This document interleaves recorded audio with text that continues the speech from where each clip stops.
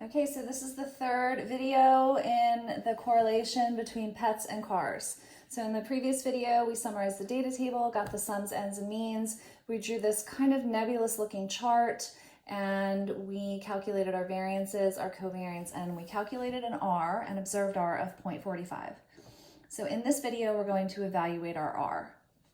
In evaluating, you're always going to start with your null and alternative hypotheses. So the null hypothesis is there is no correlation.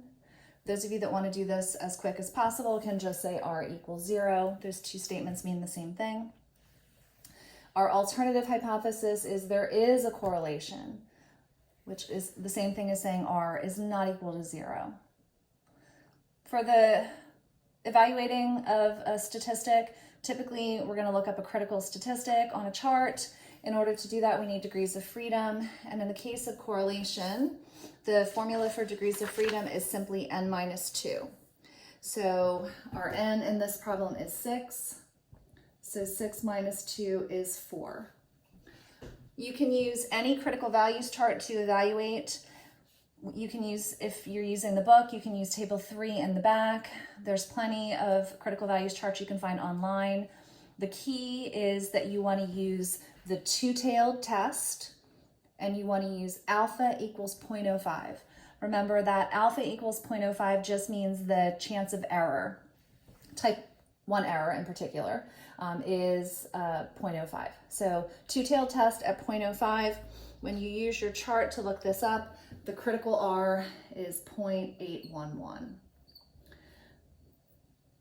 The decision rule, it's pretty much the same decision rule regardless of what analysis you're doing. The only difference here is because we can calculate a negative R, we have to put this absolute value sign in here. But in general, the rule for evaluating is if your observed is bigger than your critical, that means it's a reject. All right, now again, in the case of R, because we could calculate a negative, we have to do this observed or this absolute value thing, but it's really irrelevant in this point because we have a positive R. In any case, here's the decision rule. If the absolute value of your observed R is greater than or equal to your critical R, you're going to reject the null hypothesis. Otherwise, you're going to fail to reject. So we're comparing our observed R to our critical R. 0.45 is clearly not greater than or equal to 0.811. So in this case, we are going to fail to reject.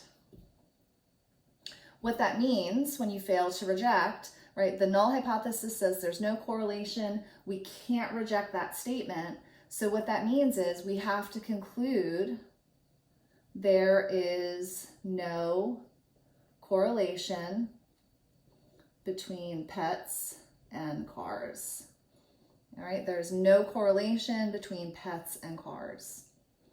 And then journal format, we always start with the statistic we calculated, which is an R. In parentheses, we put our degrees of freedom. Then we put an equal sign. After that, we put the value of our observed statistic. Then we put a comma.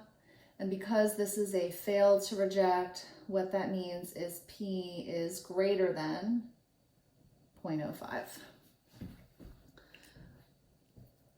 Now, this is the last video for this particular problem because remember, the next step in this process would be to do the regression. But remember, even though we could do the steps for regression, regardless of what happens here, a regression is meaningless if you fail to reject in the correlation.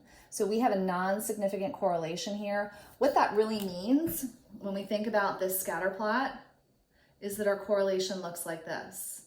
Because we failed to reject, what it means is there's no relationship between those two variables. So again, we could do the regression, but it's meaningless because we can't predict cars from pets. The last thing I will do, however, is effect size. Remember, effect size is R squared. So 0.45 squared is, I don't know, did I even calculate this? Oh, what is 0.45 squared? I probably should have calculated this. I guess I'll do it right here while you guys listen patiently. 0.45 squared is 0.20. And if you remember from the previous videos, the way that we would probably interpret this is that it's a medium to large effect. But again, because cars are not predictive of pets, we can really take this with a grain of salt because there's not a significant relationship. So the fact that we got medium to large effect size doesn't really mean anything if the correlation is not significant. All right, so that is it for this correlation between pets and cars.